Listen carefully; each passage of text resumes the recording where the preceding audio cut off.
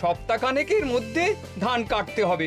বেশ বেশ, তাহলে তো ভালোই হলো। এই মাসের শেষের দিকেই তো নবাব বাহাদুরকে শস্যের খাজনা পাঠানোর কথা। হ্যাঁ মহারাজ, এবারে নবাব বাহাদুর খুশি হবে। ঠিক বলেছ গোপাল।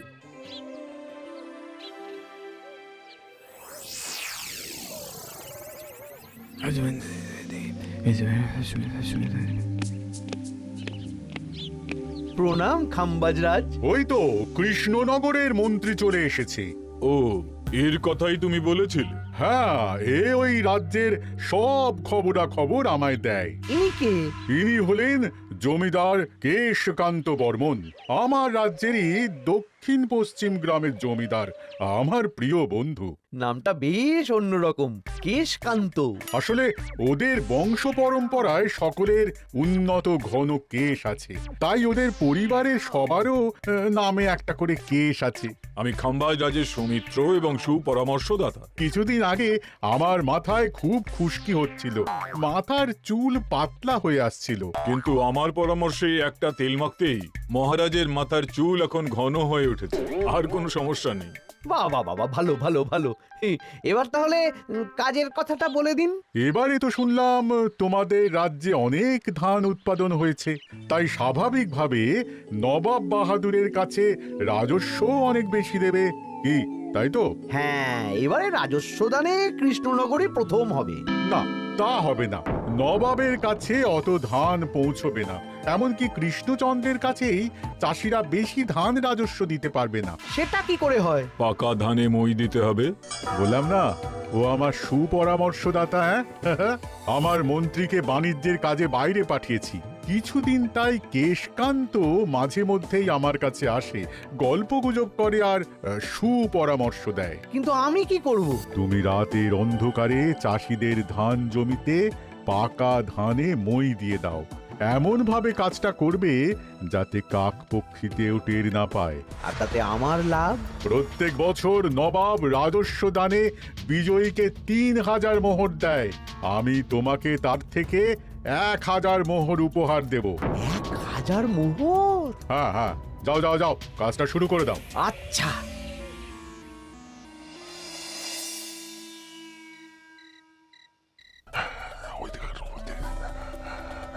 তাহলে আর দেরি কেন?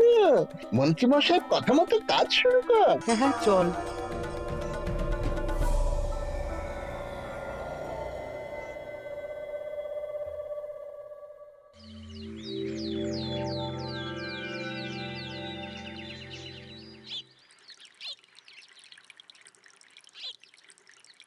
এবারে তো চাষাবাদ বেশ ভালোই হয়েছে। আশা করি নবাব বাহাদুরের কাছ থেকে এবারে আমরাই পুরস্কার পাবো। হ্যাঁ মহারাজ, সারা বাংলায় কৃষ্ণনগরের মতো উৎপাদন এই বছরে কোথাও হয়নি। সর্বনাশ হয়ে গেছে মহারাজ, সর্বনাশ হয়ে গেছে। কি সর্বনাশ হয়েছে গো পুটির বাবা? গতকাল রাতে আমাদের সব জমির পাকা ধানে মই দিয়ে দিয়েছে। সে কি? এবার আমরা কি করব মহারাজ? কাদের কাদের জমিতে হয়েছে এসব? যেই জমিতে তাকাবেন সেই জমিতেই এই কাণ্ড, ধান ঝরে সব মাটিতে পড়ে আছে। এবার আমরা কি করব? হায় হায় হায়, এবার আমাদের রাজ্যের কি হবে? নবাব বাহাদুরকে তো জবাব দিতে পারবো না। বড় বিপদ হয়ে গেল, রাজ্যে গ্রহের প্রকোপ নেমে এলো। ও, আর কদিন পরেই আমার টেকে আসবে ১,০০০ মোহর। ঠিক আছে, তোমরা সবাই এখন বাড়ি যাও।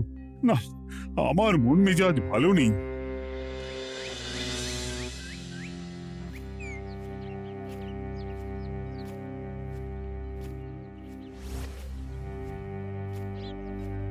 ওগো, তুমি শুনেছো কি হয়েছে? পুঁটির মা হাউ হাউ করে কাঁদছিল গো।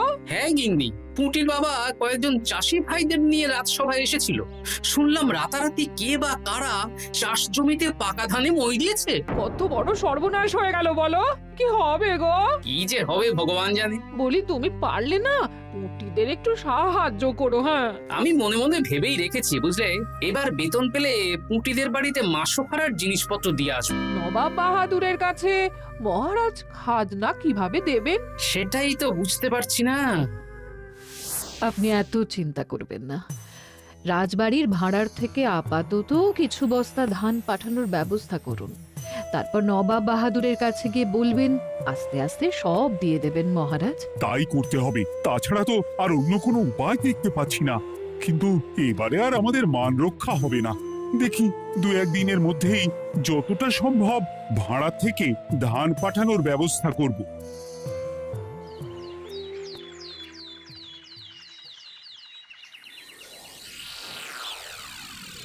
এই বছর 10,000 বস্তা ধান রাজস্ব এসেছে খাম্বাজ রাজ্য থেকে, 7,000 বস্তা ধান এসেছে বর্ধমান রাজ্য থেকে, আর মাত্র 100 বস্তা এসেছে কৃষ্ণনগর থেকে। তাই এবছরের বিজয় রাজ্য হচ্ছে খাম্বাজ রাজ্য। খাম্বাজ রাজ্যের রাজার হাতে 3,000 মোহর উপহার হিসেবে তুলে দিচ্ছেন।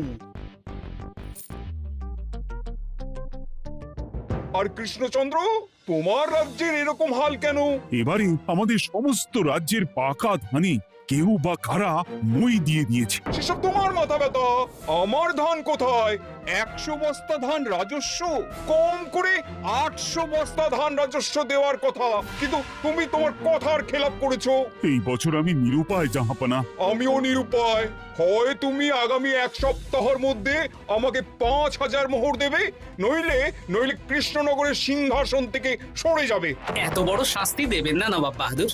আপনি অন্তত মাস 6 সময় দিন, আবার ধান চাষ করিয়ে আপনাকে প্রাপ্য ধান দেওয়া হবে। বেশি কথা বলছো কৃষ্ণচন্দ্র। তুমি 5,000 নয়, 6,000 মোহর 1 সপ্তাহের মধ্যে দেবে। বেটা গোপাল বেশি পাকা, অত কথা বলতে কে বলেছিল? গোপাল, এটা তুমি কি করলে? হায় হায় হায়! সর্বনাশের সময় যখন ঘনিয়ে আসে তখন বিপদের ওপর বিপদ এভাবেই আসে। আমার পাওনা। আরে এখন না, তোমাকে পাঠিয়ে দেব। ওই দেখুন, খাম্বাজ রাজের সাথে কথা বলছে। এখন বেশি কথা বললে কৃষ্ণচন্দ্র আর গোপাল সন্দেহ করবে। চলুন তো দেখি ওখানে গিয়ে কি কথা বলছে। কি কথা বলছো মন্ত্রী? মন্ত্রী আমায় বিজয় অভিনন্দন জানাচ্ছিল। বিজয় অভিনন্দন তো উপহার পাওয়ার সময় জানাতে পারতেন মন্ত্রী মশাই। যাই হোক, আপনাকে তো ঠিক চিনতে পারছি না। আমার নাম কেশকান্ত, আমি খাম্বাজ রাজ্যের দক্ষিণ পশ্চিম গ্রামের জমিদার। কেশকান্ত আমার বিশেষ বন্ধু। আপনার কেশ নিয়ে বেশ ভাব দেখছি। হ্যাঁ, ওই কদিন আগে তো খাম্বাজ রাজের মাথার চুল পাতলা হয়ে আসছিল, খুশকি হচ্ছিল আর কি। তো ওনার পরামর্শে একটা তেল মেখেই তো খাম্বাজ রাজের আবার ঘন কালো চুল ফিরে এসেছে। কেশকান্ত জমিদার হতে পারে, কিন্তু ওর অর্থনৈতিক অবস্থা তাবর রাজাদের থেকে অনেক ভালো। কয়েক হাজার বিঘা জমির মালিকও, তার সাথে চুলের তেলের ব্যবসা করেও হাজার হাজার মোহর রোজগার করে। এই, এখন চুল নিয়ে চুলোচুলি না করে চলো কৃষ্ণনগরে ফিরি। এমনিতেই মন মেজাজ খারাপ, 1 সপ্তাহের মধ্যে আবার 6,000 মোহর জোগাড় করতে হবে। হ্যাঁ, চলুন চলুন।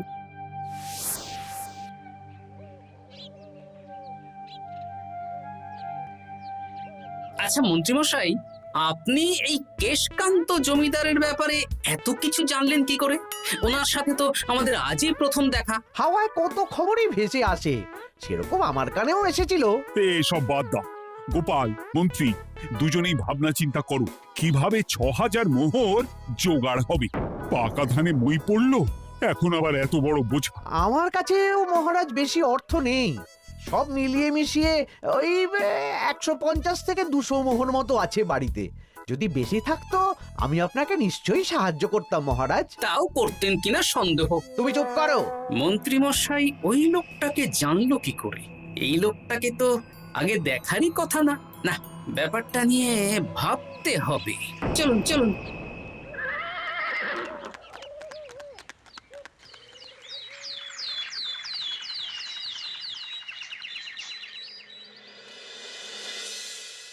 বুঝলে গিন্নি, 1 সপ্তাহের মধ্যে মহারাজকে 6,000 মোহর জোগাড় করতেই হবে, নইলে সিংহাসন ছাড়তে হবে। এখন কিন্তু আমাদের উচিত মহারাজের পাশে দাঁড়ানো। কিছু ভেবেছো কি? আপাতত আমার বিয়েতে পাওয়া আংটি বন্ধক রাখবো, আর তুমি যদি... হ্যাঁ, আমার যে দুটো গয়নাগাটি আছে ওগুলো বন্ধক রাখো, পরে আস্তে আস্তে ছাড়িয়ে নেবো খন। দেখি, বাকি সভাসদদেরকেও বলবো, যে যতটা পারে। তারপর ভগবানই ভরসা।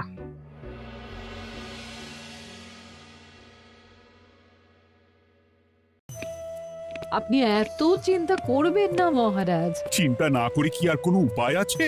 সিন্ধুকে যা আছে তা দিয়ে 3000 মোহর হয়ে যাবে, কিন্তু তারপর আর কি করব?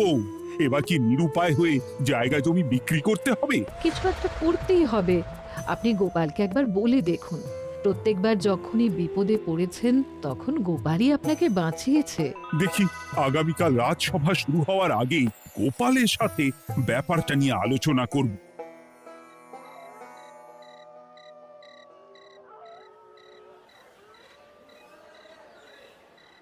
এই যে শ্যাকরা, কি করছো? এই তো, বলুন। শোনো, আমার গিন্নির জন্য একটা হীরের হার বানাতে হবে, ওই 1000 মোহরের মধ্যে। 1000 মোহরে তো হীরের নাক, কান, গলা, হাত, পা সব গয়না, এই সব গয়না হয়ে যাবে মন্ত্রী মশাই। তাহলে বানাও, এই নাও 1000 মোহর। ওরে বাবা, মন্ত্রী মশাই 1000 মোহর! এই মন্দার বাজারে এত মোহর কোথায় পেলেন? গতকালই তো বললেন আপনার কাছে 150 থেকে 200টা আছে। সে যেখান থেকেই পাই তাতে তোমার কি? না, আমার কিছু না। শ্যাকরা, আমি কয়েকটা গয়না বন্ধক রাখবো। দেখি কি আছে। এই সব মিলিয়ে এতে আমি 15 মোহর দিতে পারবো। বেশ, তাই দাও। আমি ধীরে ধীরে শোধ করে গয়নাগুলো ছাড়িয়ে নেব। হ্যাঁ, মন্ত্রীর ব্যবহারগুলো বেশ সন্দেহজনক লাগছে। দেখি, গুপ্তচরকে কাজে লাগাতে হবে। মন্ত্রীর পিছনে ছায়ার মতো লেলিয়ে দিতে হবে।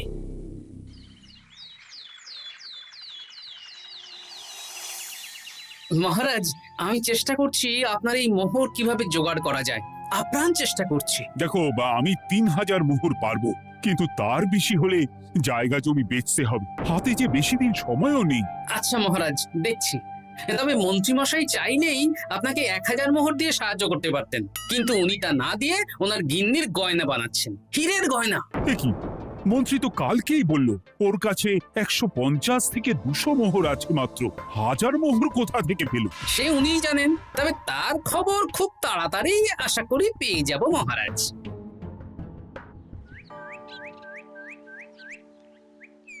কাজটা একদম ঠিক করলেন না মন্ত্রী মশাই। আপনার কথা শুনে আমরা সবার জমির পাকা ধানে মই দিলাম, কিন্তু আমরা একটা পয়সা পেলাম না। আপনি যে এই কাজ করার জন্য খাম্বাজ রাজার কাছ থেকে ওই 1000 মোহর উপহার পেলেন, সেটা দিয়ে গিন্নির গয়না বানাতে দিলেন, কিন্তু আমাদের বেলায় লবডঙ্কা। আরে তোদেরকেও দেবো, একটু সবুর কর, আগে গিন্নির মাথাটা ঠান্ডা করি। না না, আমাদের এক্ষুনি চাই। আরে এক্ষুনি কি করে দেবো, আমার হাত খালি। আচ্ছা আচ্ছা, ঠিক আছে, এই নে 2 মোহর ধর, 2 ভাই ভাগ করে নে, পরে আরো দেবো। এটা কিন্তু ঠিক না। এসব আলোচনা খোলামেলা জায়গায় করা উচিত না। উফ, পরে তোদের সাথে কথা বলবো, এখন যেতে দে, বাজার করব, তারপর আবার রাজসভা আছে।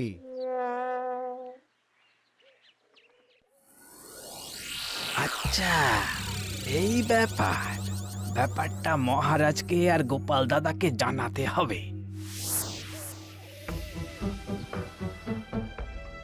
গোপাল দাদা, মহারাজ আসল খবর পেয়ে গেছি। কি খবর? আমি একটু আগে শুনলাম। কাজটা একদম ঠিক করলেন না মন্ত্রী মশাই। আপনার কথা শুনে আমরা সবার জমির পাকা ধানে মই দিলাম, কিন্তু আমরা একটা পয়সা পেলাম না। আরে তোদেরকেও দেবো, একটু সবুর কর। মন্ত্রী, আমি না তোমাকে মেরেই ফেলবো। মহারাজ, মন্ত্রী মশাই এখানে গৌণ। উনি অর্থের লোভে এসব করেছেন, আর ওনাকে দিয়ে করিয়েছেন খাম্বাজ রাজ। হ্যাঁ, যাতে এবারে বিজয়ী হতে পারেন। তাই আপনি এই খবর 5 কান করবেন না মহারাজ। আমি খাম্বাজ রাজ আর ওই কেশকান্তর কাছ থেকে ক্ষতিপূরণ ঠিক আদায় করে আনব। কিন্তু কিভাবে? শুনুন তাহলে।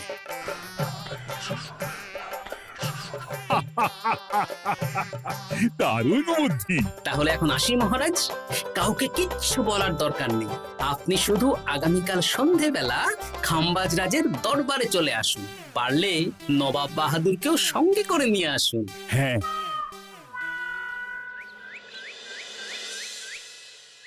প্রণাম খাম্বাজ রাজ। কে আপনি? আমি হতাশ রঞ্জন, পশ্চিমে থাকি। কি চাই বলুন? কিছু চাই না, তবে একটা কথা শুনলাম তাই বলতে এলাম। কি কথা? আমি শুনলাম মহারাজ আপনার মাথার চুলগুলো সব নকল।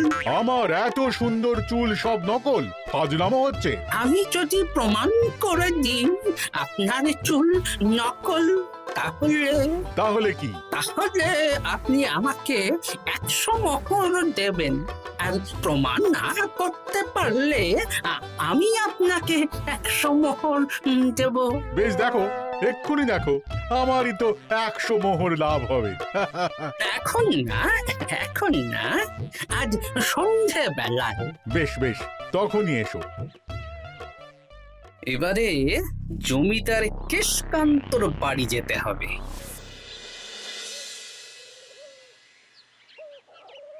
জমিদার মশাই বাড়ি আছেন? কে মশাই আপনি? আমি হতাশ রঞ্জন, পশ্চিমে থাকি। আমি বিশাল ক্ষমতাশালী লোক। কিসের ক্ষমতা? আমি রাজাদের মারধর করি, চুল ধরে টানি, শাস্তি দিই। এসব কি উল্টোপাল্টা বলছেন? খাম্বাজ রাজ আপনার বন্ধু না? হ্যাঁ, প্রিয় বন্ধু। ওনাকেও আমি আপনার সামনে চুল ধরে টানবো, কিন্তু উনি কিচ্ছু করতে পারবেন না। উনি আপনাকে শুলে চড়াবেন। কিছুই করতে পারবেন না, বললাম না আমি বিশাল ক্ষমতাশালী লোক। বিশ্বাস হচ্ছে না তো? তাহলে বাজি ধরুন, 10,000 মোহরের বাজি।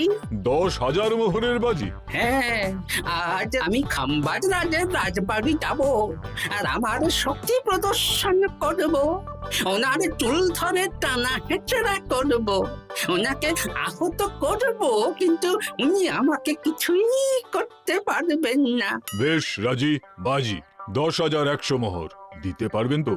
হ্যাঁ, আমি বাজি হারলে আপনাকে দেব 10,100 মোহর।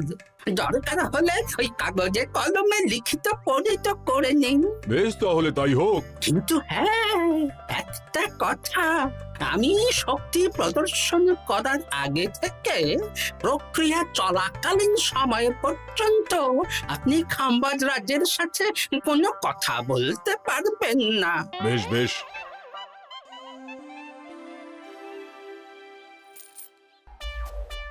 তাহলে শুরু করি। শুরু করো। এবার আমি প্রমাণ করেই ছাড়বো।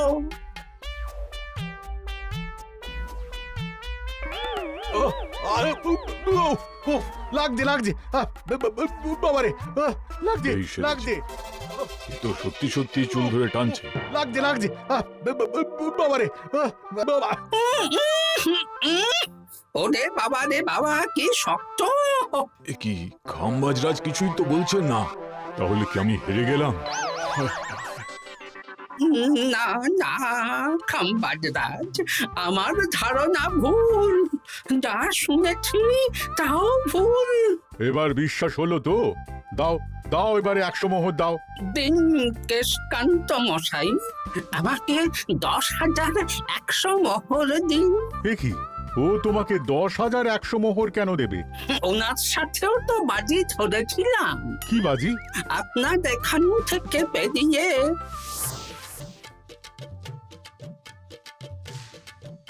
এবারে দিন তো দেখি, সব কাগজ কলমে লেখা আছে। এই নাও। হায় হায় হায় হায়। সাবাস গোপাল, সাবাস, তুমি আমার মুখ রক্ষা করেছো। গোপাল, কৃষ্ণচন্দ্র, নবাব বাহাদুর, আপনারা? হ্যাঁ, আমি গোপাল।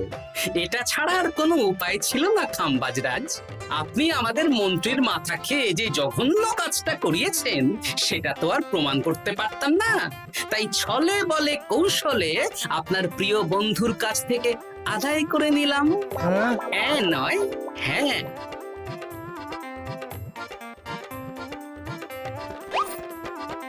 এই নিন মহারাজ।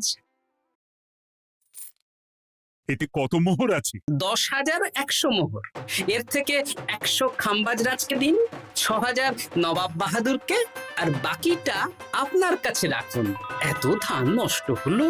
কৃষ্ণচন্দ্র আমাকে সবটা বলেছে, আর ওর মন্ত্রীকেও নিয়ে এসেছি। ধোলাই খেয়েই সব বলে দিয়েছে। এই কে আছো? কৃষ্ণনগরে মন্ত্রীকে নিয়ে এসো।